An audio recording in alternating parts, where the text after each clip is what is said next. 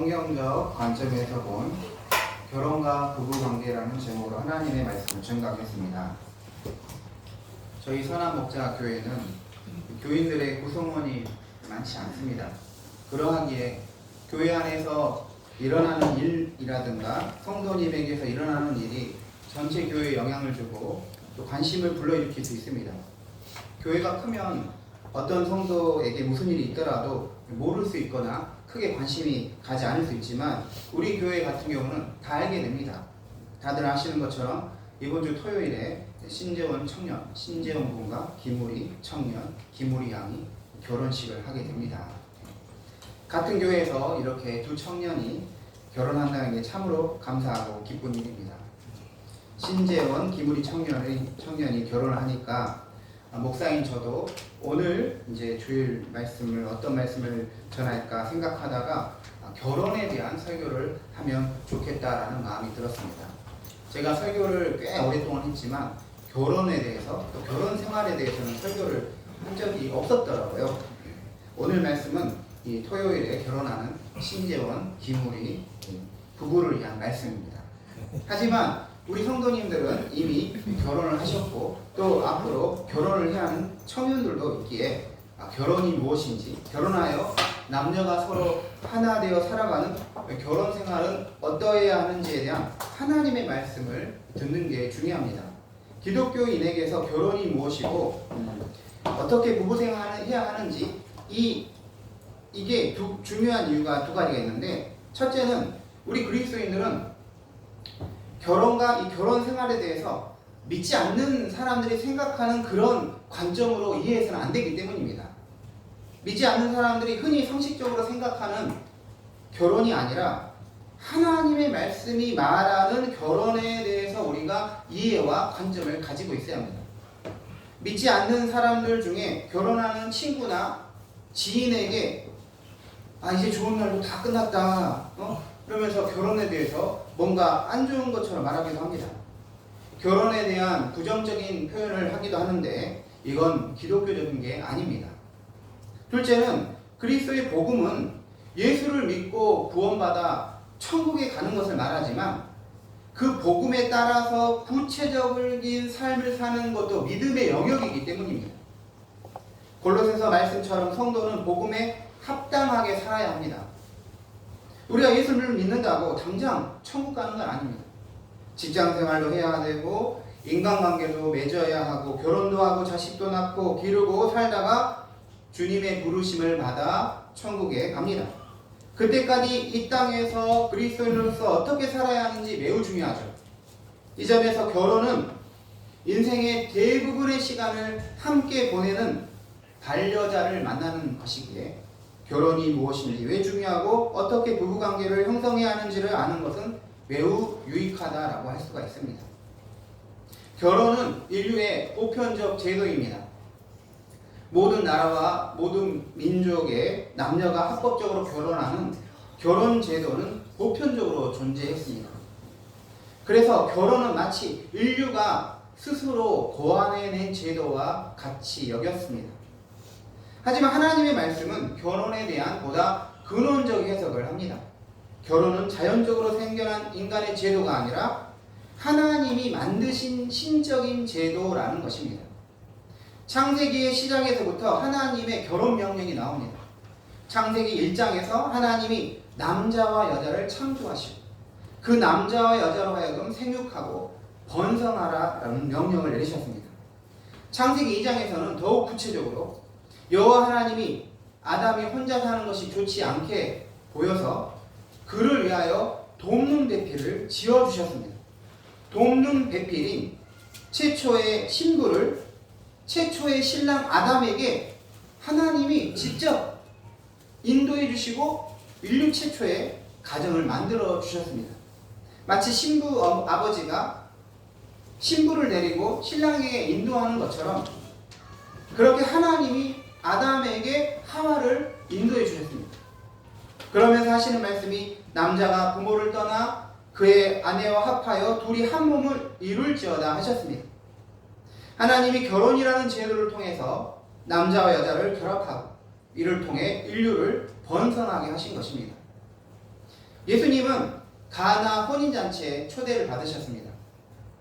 혼인잔치에서 포도주가 떨어졌는데 예수님은 물을 포도주로 바꾸시며 그 결혼식을 망치는 일이 없도록 해주셨습니다. 예수님께서 혼인잔치에 오셔서 그 자리에서 일어날 수 있는 문제점을 해결해 주신 것은 먼저는 예수님께서 결혼을 긍정적으로 여겨주셨다는 것을 뜻합니다.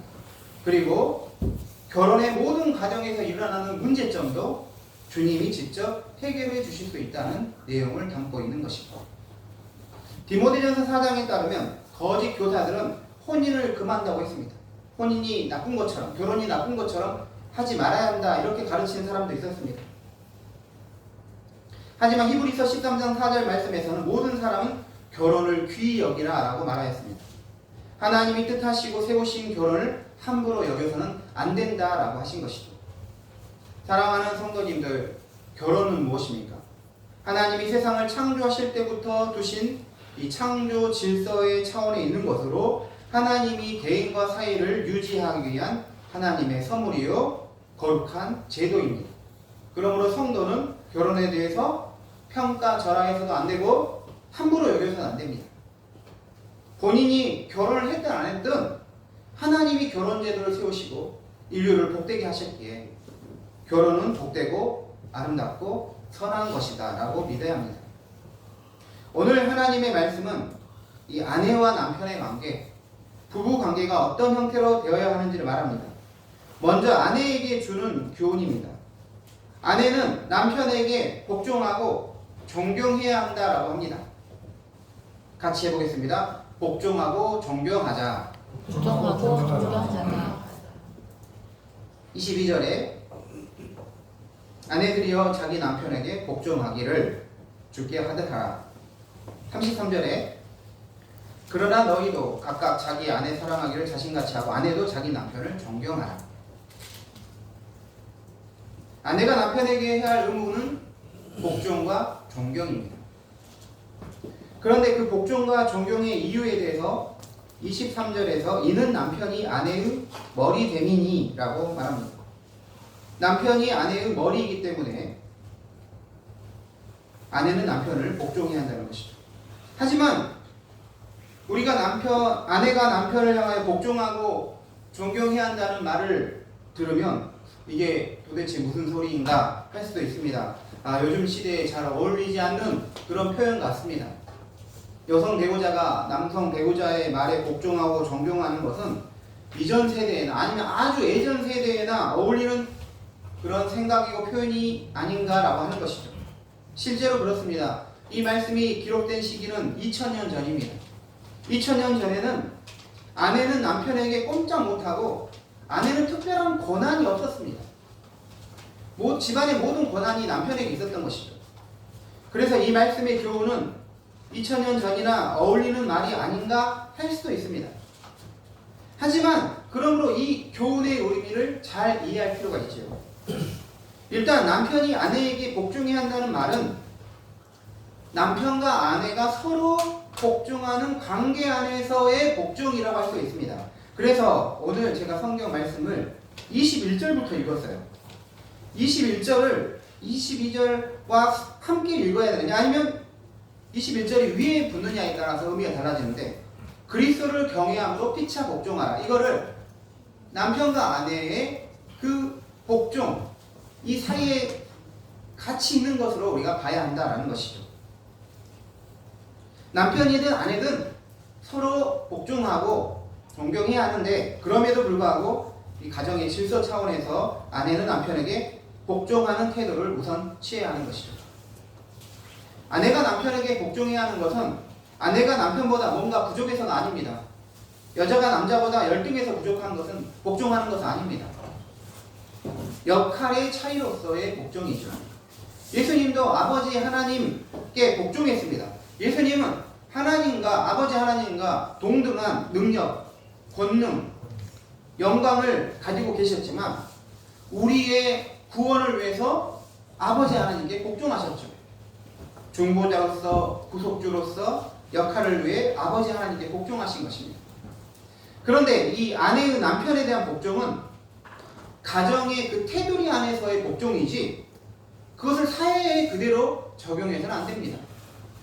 여성이 자기 집에서 남편의 말에 복종하지만 직장에서는 남성보다 여성이 더 높은 권위 있는 자리에 앉을 수 있습니다.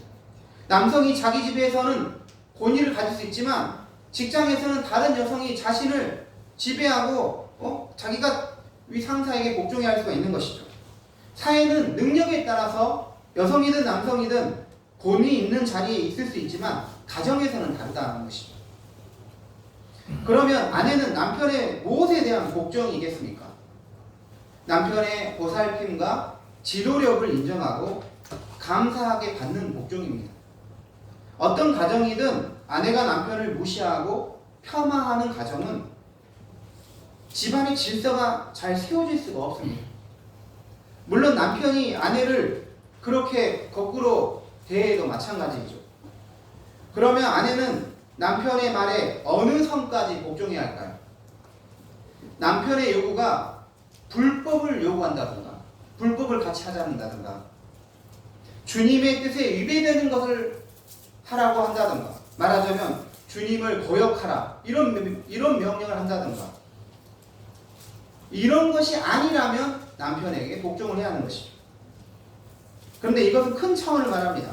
방향, 목적, 목표와 같은 것을 말합니다.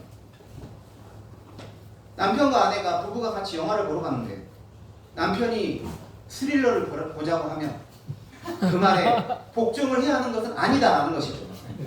여행 갈 때 나는 바다를 가고 싶은데 남편은 산에 가고 싶다. 그래서 산에 가자 하면 네 그렇게 하겠습니다. 이렇게 복종하라는 건 아니라는 것이죠. 그런 것은 복종의 문제보다는 협의의 문제입니다. 부부간 결정해야 하는 문제는 대부분 협의에 의해서 충분히 의견 일치를 볼 수가 있습니다. 야곱 같은 경우는 지금으로 보면 4,000년 전 사람입니다. 4,000년 전 사람이 정말 옛날 사람인데 태고적 사람인데 삼촌 라반의 집에서 떠나가지고 자기 집의 고향 가나안 땅으로 돌아가려고 할 때 그냥 혼자서 가야겠다 하고 간 게 아니라 두 아내 라헬과 레아를 불러가지고 왜 자기가 가야 하는지 자세히 설명을 해줍니다. 그래서 하나님의 뜻도 알려주면서 이제 어떻게 할까 의견을 묻습니다. 그럴 때 라헬과 레아 아내도 하나님이 당신에게 알려주신 대로 하라라고 따르는 걸 볼 수가 있습니다. 남편 중에 아내의 허락 없이 자기 마음대로 결정하는 사람은 4,000년 전 야곱보다 못한 사람이다. 정말 아주 옛날 사람이다 라고 할 수가 있는 것이죠. 아내는 남편에게 복종하라는 말을 들으면 남편의 권위를 아내가 세워주라는 뜻입니다. 하지만 남편이 집에서 가장으로서 아내의 머리로서 권위의 자리에 있다는 것은 존재 자체가 그런다는 것을 말하는 건 아닙니다. 중요한 것은 남편으로서의 역할과 책임을 다할 때 머리로서의 권위가 주어지는 것입니다. 아내를 사랑하고 가장으로서의 역할을 책임감 있게 할 때 그럴 때 권위가 주어지는 것입니다. 우리 성도님들 권위와 권위주의를 구별할 수가 있어야 합니다. 권위주의는 본인이 그 자리 그 역할을 맡을 때 내가 이거를 맡고 있기 때문에 무조건 권위가 생긴다고 생각하는 게 권위주의입니다. 목사가 됐다고 해서 나 이제 목사가 됐으니까 나는 무조건 그 권위를 가진다. 이게 바로 권위주의죠. 하지만 목사가 하나님의 말씀을 바르게 전하고 목양의 역할을 잘 감당하면 자연스럽게 권위가 생기는 것입니다. 그러니까 권위주의는 자신이 스스로 권위를 내세우는 것이라면 권위는 다른 사람이 그 권위를 인정해 주는 것입니다. 남편이 아내를 사랑하고 가정을 잘 돌보면 남편의 권위가 그냥 저절로 생기는 것입니다. 그래서 아내는 자발적으로 복종하며 따르게 되죠. 그래서 25절에서 남편들아 아내 사랑하기를 그리스도께서 교회를 사랑하시고 그 교회를 하여 자신을 주신과 같이 하라 한 것입니다. 예수님과 교회의 관계는 머리와 이 몸의 관계와 같습니다. 몸은 머리를 따라갑니다. 그런데 그렇게 예수님이 교회의 머리가 될 수 있었던 것은 먼저 예수님께서 교회를 위하여 자신의 생명을 주셨기 때문입니다. 남편이 아내와 가정을 위해서 먼저 헌신하고 책임감 있게 자기 역할을 감당하면 남편으로서의 권위가 저절로 생기고 존중을 받는 것입니다. 그런데 이렇게 말할 수 있습니다. 우리 남편은 그렇지 않습니다. 가정에 대한 헌신과 희생이 부족합니다. 그런데 아내가 알아야 할 것은 남자는 칭찬과 인정을 먹고 산다는 것이죠. 10가지 중에 한 가지라도 잘한 게 있다면 그것을 인정해주고 칭찬해주고 존중해주면 10가지 중에 또 다른 한 가지도 잘할 수 있는 것입니다. 이유 여하를 떠나서 아내가 철저하게 남편의 편이 되어준다면 남편은 자신이 가진 희생의 역할을 감당할 수 있는 것입니다. 제가 전남대학교 대학원 철학과 다닐 때 윤리교육과 수업을 들었습니다. 그때 그 윤리교육과 교수님께서 학생이 2명이고 교수님 한 분, 이렇게 3명이 수업했는데 자기 에피소드를 이야기해 주더라고요. 제가 그때 교원 총괄이었죠. 자기가 어떤 식당에 술집에 갔대요. 그리고 나서 술을 마시고 계산을 해야 하는데 돈 없이 갔다는 거예요. 그래서 돈이 없으니까 계산을 못하니까 그 술집 이 사장님하고 말다툼이 일어나고 나중에는 이제 크게 일어나는 거예요. 사건. 아내를 불렀다는 거예요. 교수님께서 아내를 불렀더니 아내가 도착하자마자 막 대신 싸워줬다는 거예요. 자기 편이 되었다. 본인이 잘못했는데 그 남편을 위해서 왜 그러냐 우리 남편에게 이렇게 말해줬는데 제가 그때 총각이 솔로였잖아요. 아 나도 저런 아내를 얻을 수 있을까 뭔가 이런 기대가 되더라고요. 아 내 편이 절대적으로 내 편이 될 수 있는 사람 어디 있을까 뭐 이런 생각이 들었습니다. 네. 사람이 자기가 가진 능력이나 재능을 발휘하는 데 있어서 주변 사람이 굉장히 중요합니다. 사람이 주눅이 들면 자기 안에 능력이 나타나지 않는 것입니다. 뭐든 잘 반응해주고 좋다고 해주면 자기 안에 있는 능력이 막 100%까지 나오는 것이죠. 조그만한 일도 잘한 것이라고 인정해주고 칭찬해주면 길을 세워주면 능력을 잘 발휘해줄 수 있는 게 남자라는 것입니다. 한국교회 역사에서 불신자와 결혼한 여성 성도 역할이 대단했습니다. 믿지 않는 남편과 결혼했지만 굳건하게 자신의 믿음을 지킬 뿐만 아니라 남편에게 정말 잘하면서 결국 남편을 그리스도께로 인도하였습니다. 그렇게 해서 교회는 성장했습니다. 한국교회가 이렇게 성장할 수 있었던 것에 여성 성도님들의 그 교회와 가정을 위한 기도와 헌신이 없지 않고서는 가능할 수가 없었던 것이죠. 다음으로 남편에게 주는 교훈입니다. 남편은 아내를 사랑해야 합니다. 같이 해보겠습니다. 아내를 사랑하자. 남편이 해야 할 의무는 아내에 대한 사랑입니다. 하지만 사실 남편만 아내를 사랑하는 건 아니죠. 아내도 남편을 사랑해야 합니다. 실제로 디도서 2장 4절에서 젊은 여자는 남편을 사랑해야 한다라고 하나님 말씀 말합니다. 부부는 서로 사랑해야 하죠. 하지만 왜 남편에게 아내를 사랑하라는 그런 말씀을 주었을까를 생각해보면 아내를 수단, 도구 정도로만 생각하는 당시의 그 세상 문화를 반영하고 있는 것이죠.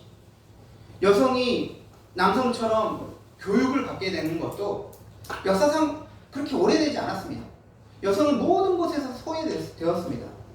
여성이 투표권을 가지게 된 것도 근대화 이후죠.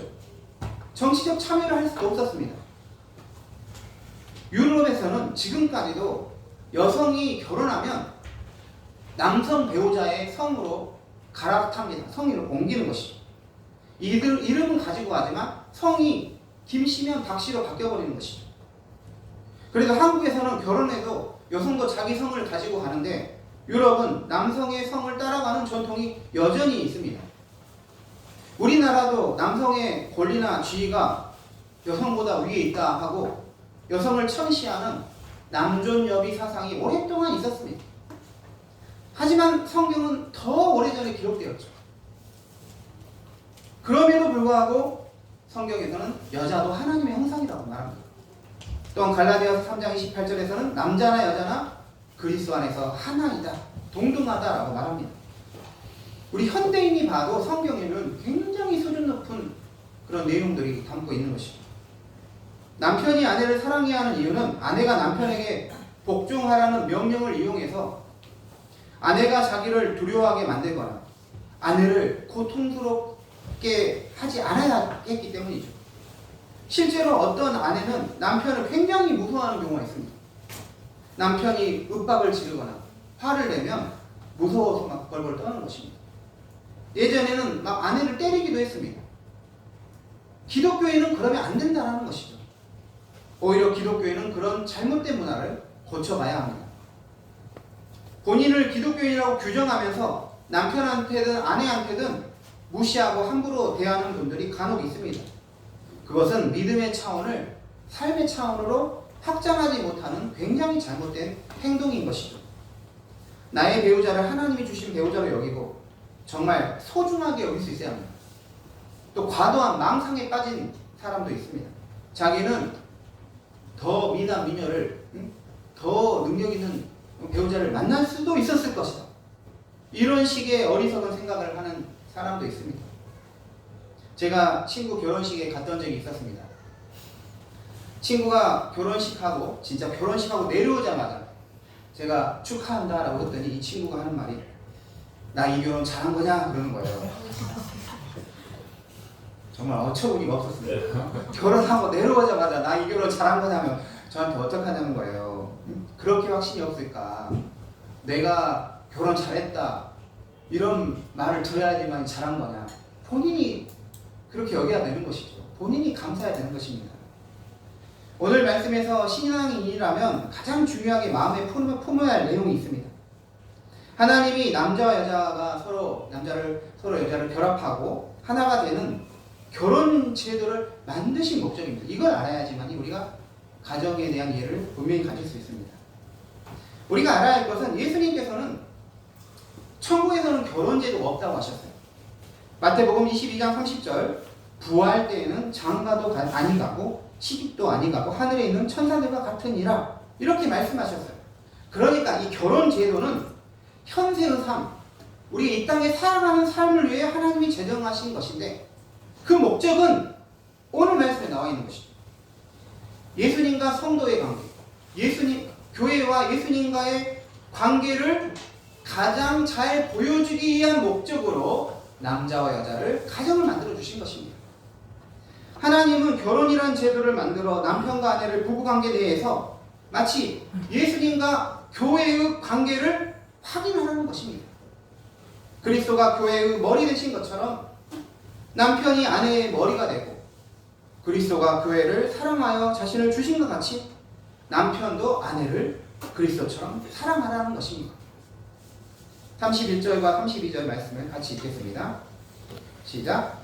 그러므로 사람이 부모를 떠나 그의 아내와 하여 그 둘이 한 육체가 될지니 이 비밀이 크도다. 나는 그리스도와 교회에 대하여 말하노라. 아멘. 남자와 여자가 부모를 떠나 합하여지는 한 몸이 되는 것은 궁극적으로는 33절에서 말합니다. 그리스도와 교회의 32절 그리스도와 교회의 하나됨이라는 것이죠. 부부관계는 현세에 있는 관계입니다. 천국에서는 부부관계가 더 이상 존재하지 않는 것이죠. 내 아내가 천국에서도 아내가 되는 게 아니다는 것이죠. 하지만 우리 성도는 천국에서 마치 남편과 아내가 사랑으로 하나 되는 것처럼 그렇게 예수님과 연합하게 될 것이 아니라 천국에서는 지금 현재 남편과 아내처럼 예수님과 우리가 완전히 하나가 된다는 것이죠. 지금도 우리는 비록 예수님과 공간적으로 떨어져 있지만 성령님에 의해서 믿음으로 연합되어 있습니다. 하지만 주님이 이 땅에 오시면 우리 주님을 얼굴과 얼굴로 보고 완전히 하나가 될 것입니다. 왜 오늘 말씀에서 아내는 남편에게 복종하고 남편은 아내를 사랑하라는 것입니까? 아내가 남편에게 복종하는 것은 교회가 그리스도에게 복종하는 그 관점으로 접근이 돼야 하는 것이죠. 교회가 그리스도에게 복종할 때 어쩔 수 없이 비참하게 복종하는 게 아니잖아요. 교회가 그리스도를 따라가는 것은 자발적인 것입니다. 이런 관계라는 것이죠. 그리고 그리스도가 교회를 사랑하셨잖아요. 자기를 들이셨잖아요. 그런 것처럼 아내가 그리스도 남편을 사랑하라는 것이죠. 남편이 아내를 사랑하라는 것입니다. 그렇기 때문에 우리 부부 관계에서 목표는 무엇이냐? 예수님과 교회의 그 연합을 이 땅에서부터 우리가 현실적으로 보여주는 것이 부부 관계이다라는 것입니다. 현대인 중에 결혼에 대해서 부정적으로 생각하는 사람도 많고 정말 결혼하면 고생이다라고 생각하는 사람이 있습니다. 이런 생각은 하나님으로부터 온 게 아닙니다. 아담에게 하와를 줄 때 돕는 배필을 주신다 하셨습니다. 혼자 사는 것이 완전하지 못하다 생각하여 즉 반쪽만 있다고 여겨서 다른 반쪽을 주셔서 완전하게 하신 것입니다. 하나님께 특별하게 소명을 받아서 독신으로 지내는 것도 가능할 수도 있겠지만 예외적인 것인 것이지 일반적인 것은 결코 아닙니다. 무엇보다 우리가 가져야 할 결혼과 가정에 대한 비전은 하나님이 이 결혼을 허락하시고 가정을 세우셨다는 것입니다. 하나님은 자신의 반쪽인 배우자를 돕는 배필로 주셨다는 사실입니다. 하나님이 직접 세우신 공동체는 성경에 보면 가정과 교회입니다. 가정과 교회는 경영이나 효율을 따지는 것이 아닙니다. 유기적 공동체라서 함께 세워져 나가는 것입니다. 남편이 남편의 역할을 어떤 문제에 의해서 하지 못한다고 해서 재정적으로 뭐가 부족하다고 해서 효율을 따지는 것이 아니라는 거예요. 기업이 아니에요. 이윤을 추구하는 게 아니에요. 함께 아파하고 함께 기도하고 함께 세워가야 하는 것입니다. 교회도 마찬가지입니다. 어떤 성도가 믿음 생활 잘 하다가 영적으로 슬럼프에 빠질 수가 있습니다. 우리 다른 성도들이 그 성도를 위해서 기도해주고 격려해주고 세워가야 하는 것입니다. 슬럼프가 내가 올 수도 있는 거예요. 목회자도 올 수가 있는 것입니다. 나몰라라 하는 것이 아니라 함께 기도해주고 함께 세워주고 함께 하나님 공동체를 가정과 교회에서 이루어가야 하는 것입니다. 아멘. 이번 주 토요일에 신재원 군, 김우리 양의 결혼식과 그 세워질 가정이 오늘 말씀처럼 바로 가정에서 그리스도와 교회의 관계성, 그 하나됨을 이루어 가시기 바랍니다. 가정에서부터 예수님과 교회의 하나됨이 이루어가기 바랍니다. 우리 모든 성도의 가정이 교회처럼 천국처럼 아름답고 거룩한 가정으로 세워져 가기를 바랍니다. 아멘. 기도하시겠습니다. 하나님, 남자와 여자를 결혼으로 하나 되게 하시면 감사합니다. 그래야 가정을 세우고 주님께서 축복하셔서 그 가정이 하나님 나라 전파 사역을 하게 하시면 감사합니다. 우리 그리스도인이 되어서 정말 가정을 소중히 여기고 남편과 아내를 위하여 기도하고 서로 복종하고 서로 사랑하면서 예수님과 교회의 관계를 현실에서 가정 안에서 이루어가게 하여 주시옵소서. 우리 교회도 좀 하나됨의 모습이 있게 하여 주시옵기 원합니다. 서로 아껴주고 기도해주고 약한 것을 일으켜 세워주는 진정한 그리스도의 몸의 공동체가 되게 하여 주시옵소서. 예수 그리스도 이름으로 기도드립니다. 아멘.